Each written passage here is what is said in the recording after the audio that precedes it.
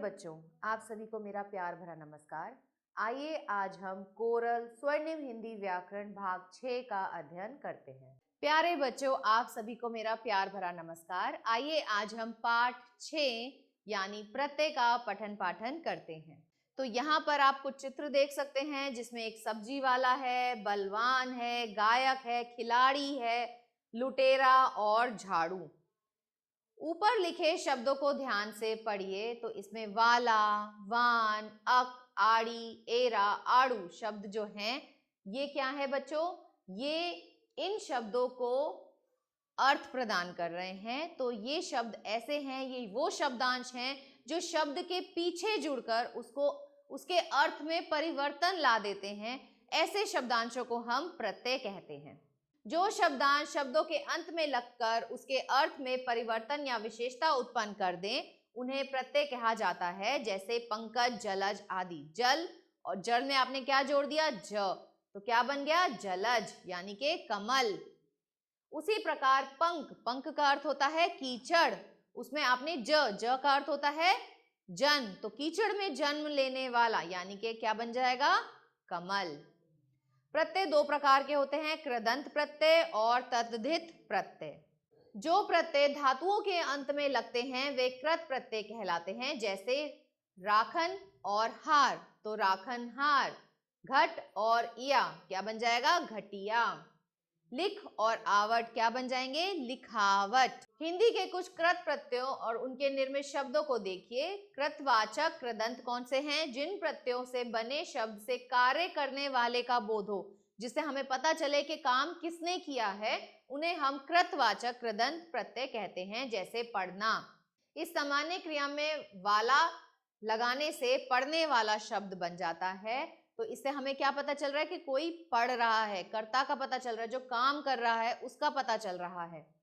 आइए इसके उदाहरण देखते हैं। वाला रखवाला, पढ़ने वाला रिक्शा वाला, लिखने वाला। अक सहायक, धावक।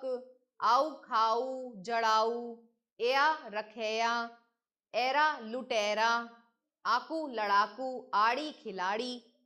कर्मवाचक कृदंत, जिस प्रत्यय से बने शब्दों से किसी कर्म का बोध हो। भाई कृतवाचक में तो हमें कर्ता का बोध हो रहा था और कर्मवाचक में हमें कर्म का बोध होगा, यानी कि क्या काम हो रहा है उसका बोध हो। ग और ना प्रत्यय लगाने से गाना। सूंग में ना लगा दिया तो सूंघना, क्या काम हो रहा है? सूंघने का काम हो रहा है। बिच में औना लगा दिया तो क्या बन जाएगा? बिछौना। गाना, ओढ़नी, सूंघनी, ओढ़नी, औना, खिलौना और बिछौना। कर्णवाचक कृदंत, जिस प्रत्यय से बने शब्दों से क्रिया के साधन का यानी कि काम किसके द्वारा हुआ है उसका बोध हो, तो उसे हम बोलते हैं कर्णवाचक कृदंत। जैसे आपने रेत में ई जोड़ दिया तो क्या बन जाएगा? रेती। आ जोड़ दिया तो भूला, झूला, रेती, फांसी, भारी। बेल में आपने न जोड़ दिया तो काम किसके द्वारा हो रहा है? बेलन के द्वारा हो रहा है। झाड़न, झाड़ू, लेखनी, कतरनी। भाववाचक कृदंत, जिस प्रत्यय से बने शब्दों से भाव अर्थात क्रिया के भावों की हमें जानकारी प्राप्त होती है उन्हें हम भाववाचक कृदंत कहते हैं। जैसे कमाई, लिखाई, पढ़ाई, खिंचाव, चढ़ाव, लिखावट, चलन, हंसी, खुशी, बचत, खपत आदि। क्रियावाचक कृदंत, जिस प्रत्यय से बने शब्दों से क्रिया के होने का भाव प्रकट होता है उन्हें क्रियावाचक कृदंत कहते हैं। जैसे डूबता, आता हुआ, पढ़ता हुआ, जाकर, देखकर, छोड़ना, सोना। इसके बाद बच्चों आता है दूसरे प्रत्यय का भेद जो है तद्धित प्रत्यय। जो प्रत्यय संज्ञा, सर्वनाम, विशेषण अथवा अव्यय के अंत में जुड़कर शब्द बनाते हैं उन्हें हम बोलते हैं तद्धित प्रत्यय। जैसे अपना में आपने पन जोड़ दिया तो क्या बन जाएगा? अपनापन। दानव में आपने ता जोड़ दिया तो बन जाएगा दानवता। हिंदी के कुछ तद्धित प्रत्ययों और उनके निर्मित शब्दों का उल्लेख नीचे किया गया है, आइए देखते हैं। कृतवाचक तद्धित, जिससे किसी कार्य के करने वाले का हमें बोध होता है उसे हम बोलते हैं कृतवाचक तद्धित प्रत्यय।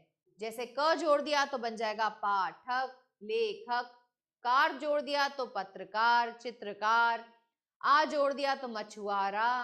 गेरुआ, दार जोड़ दिया ईमानदार, दुकानदार। भाववाचक तद्धित जिसमें भाव प्रकट हो, जैसे कि बचपन, लड़कपन, अपनापन, भलाई, बुराई, मिठाई, चिकनाहट, कड़ुआहट और घबराहट। इमा जोड़ दिया तो बच्चों क्या बन जाएगा? लालिमा, महिमा।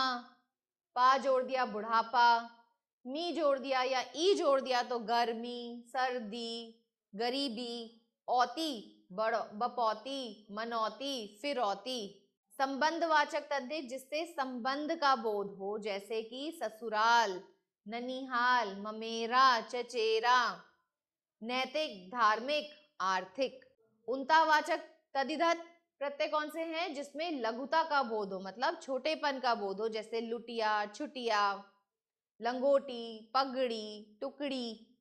गणनावाचक जिससे संख्या का बोध हो, दोहरा, तिहरा, दूसरा, तीसरा, चौथा, पांचवा, 16वां। सदृश्यवाचक तद्धित जिसमें समता का बोध हो, जैसे कि पीलासा, हरासा, मतलब हम किसी से क्या कर रहे हैं? कंपेयर कर रहे हैं, अंतर स्थापित कर रहे हैं। रा, रूप हरा, सुनहरा। गुणवाचक जिसमें किसी गुण का बोध हो, जैसे भूखा, प्यासा, ठंडा, गर्म, लोभी, धनी, वाचनीय, अनुकरणीय। इला, रंगीला, सजीला, एला, विशैला, कसैला। लू, कृपालु, दयालु। वान, रूपवान, गुणवान। स्थानवाचक तद्धित प्रत्यय जिसमें स्थान का बोध हो, जैसे बंगाली, गुजराती, मराठी, डेरावाल, दिल्ली वाला। कृत प्रत्यय और तद्धित प्रत्यय में अंतर। जो प्रत्यय धातुओं के या क्रियाओं के अंत में जुड़कर नया शब्द बनाते हैं वे कृत प्रत्यय कहलाते हैं, जैसे लिखना, लिखाई और लिखावट। तो यहाँ पर ये प्रत्यय कहाँ जुड़ रहे हैं? धातुओं के पश्चात या क्रिया के बाद जुड़ रहे हैं। वहीं तद्धित प्रत्यय जो हैं ये संज्ञा, सर्वनाम या विशेषण के बाद जुड़ते हैं, जैसे कि नैतिक, काला, कालिमा, राष्ट्र, राष्ट्रीयता। आइए बच्चों इसका अभ्यास कार्य देखते हैं। चमकीला, तो इसमें प्रत्यय क्या हो जाएगा बच्चों? चमक, तो इसका मूल शब्द हो गया, और ईला इसका प्रत्यय हो गया। लक्कड़हारा, लक्कड़ और हारा। सुंदर और प्रत्यय हो गया ता। कृपा और प्रत्यय हो गया इसमें लू। ऐसे ही बाकी के भाग आप अपने आप से अपनी अभ्यास पुस्तिका में करेंगे। निम्नलिखित प्रत्ययों से दो दो शब्दों का निर्माण कीजिए। आहट, तो बौख, लाहट, घबराहट। कार, उपकार, प्रतिकार। पन, बचपन, लड़कपन। आलू, दयालु, कृपालु। ऐसे ही बाकी के भाग आप अपने आप से अपनी अभ्यास पुस्तिका में करेंगे। सही विकल्प चुनकर वाक्य पूरा कीजिए। प्रत्यय शब्दों के डैश में जुड़कर उनके अर्थ में विशेषता ला देते हैं। तो कहाँ जुड़ते हैं? ये अंत में जुड़ते हैं। रखवाला शब्द डैश कृदंत का प्रत्यय है, तो ये किसका है? कृतवाचक का, क्योंकि इसमें हमें कर्ता का बोध हो रहा है। भुलावा शब्द डैश कृदंत का प्रत्यय है, ये है भाववाचक का। भाव का पता चल रहा है ना, भूल गए हम। ओढ़नी शब्द डैश कृदंत का प्रत्यय है, कर्णवाचक का। क्या काम हो रहा है उसका हमें बोध हो रहा है यहाँ। बाकी के भाग बच्चों आप अपने आप से अपनी अभ्यास पुस्तिका में करेंगे। आशा करती हूँ आपको यह पाठ अच्छे से समझ आया होगा। मिलते हैं अगले पाठ में, तब तक के लिए आभार।